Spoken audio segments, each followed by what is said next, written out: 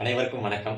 இந்த பதிவுல நம்ம எத பத்தி பார்க்க போறோம்னா, நம்ம நாம் தமிழர் கட்சி சார்பா இந்த மாசம் ஜனவரி 3ஆம் தேதி மயிலாடுதுறையில அண்ணன் சீமான் வந்து பெரியாரை போற்றுவோம் அப்படின்ற ஒரு நிகழ்வுல நம்ம தமிழ் வழி பெரியாரை போற்றினாரு. பேச்சிலே ஒரு சிறந்த பேச்சு. அதாவது அண்ணன் சீமான் வந்து பேசுறத நம்ம வந்துட்டு போய் தனியா ஒரு புக் வாங்கி நம்ம தமிழினத்தோட வரலாற படிக்கணும் அப்படின்ற ஒரு அவசியமே கிடையாது.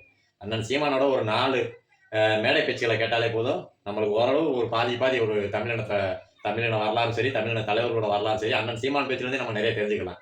இப்ப அதுக்கு என்ன ஆயிடுச்சுன்னா, நம்ம திராவிட திருவாளர்கள் என்ன பண்ணியிருக்காங்கன்னா, அண்ணன் 3ஆம் தேதி அந்த மேடை பேச்ச முடிச்சுட்டு அப்படியே போயிட்டாங்க. ஏன்னா அன்னைக்கு பேசுறப்பயே சொன்னாங்க, நம்ம பேசிட்டு போவோம். அதுக்கப்புறம் என்ன நம்மள நம்மள பேசுறதுக்காண்டி அவிங்க வெயிட் பண்ணிட்டு இருக்காங்க.